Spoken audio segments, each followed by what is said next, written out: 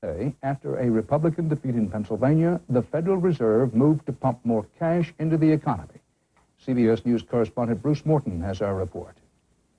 The Federal Reserve Board lowered its discount rate again from 5 to 4.5%, the lowest in 18 years.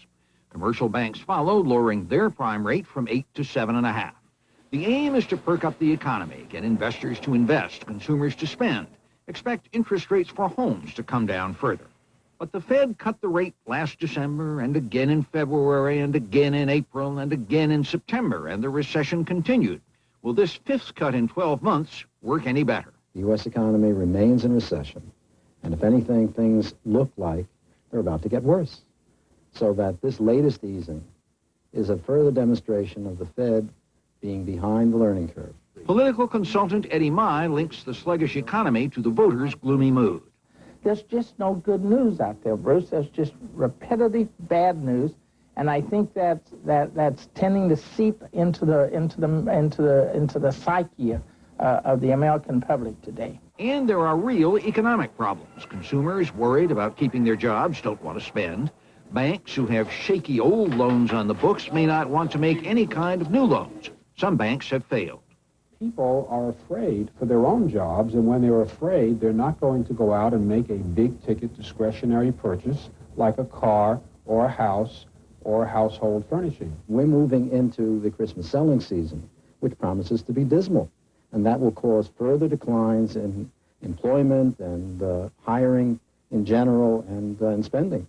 It's not that anyone thinks what the Fed did today will make things worse, just that they don't think it will make things very much better. Bruce Morton, CBS News, Washington. So the banks will now get even cheaper money, but the banks themselves are showing absolutely no interest in cutting credit card rates. But there are ways you can save real money on your plastic. Business correspondent Ray Brady shows us tonight in The Money Crunch, Making It in America. There are almost as many of them as there are of us. Nearly one credit card in circulation for every man, woman, and child in the United States. 225 million credit cards. But how much do we really know about those pieces of plastic we depend on so much? At a time when most interest rates are falling, including the rates that banks pay to savers, credit card interest rates remain sky high, and some users are irate. As the man from Florida once said, come on down. And that's what they should do. Come down with all their interest rates and their fees.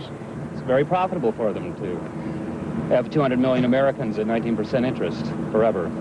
The banks say they need high rates. They lose $6 billion a year to credit card deadbeats and bankrupts. But there's a way you can avoid paying for the bank's losses. Simply switch your credit cards to financial institutions charging lower rates. They're out there. Just consider this threesome.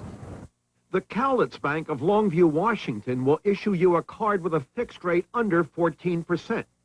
Prime Bank of Elkhart, Indiana, fixed rate under 13%. Simmons First National Bank of Pine Bluff, Arkansas, 10% variable rate.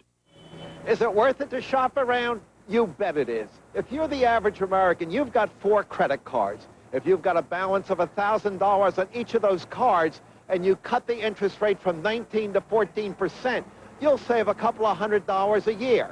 And these are times when every penny counts. Then there's the biggest user gripe of all. The annual fee really bothers me. That's really the thing that bothers me. How do you handle that one? Call up the credit card company and say, I don't want to pay an annual fee, and see if they take the fee off. Chances are they will.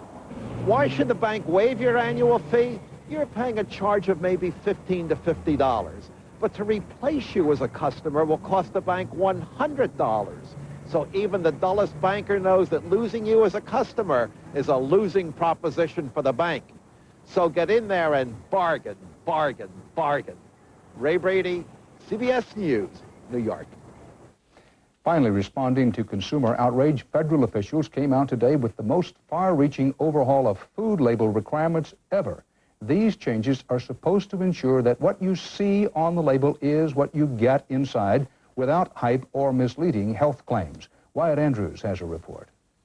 It is the first sweeping attempt to define exactly how low is low calorie, how light is light, and when does the reduced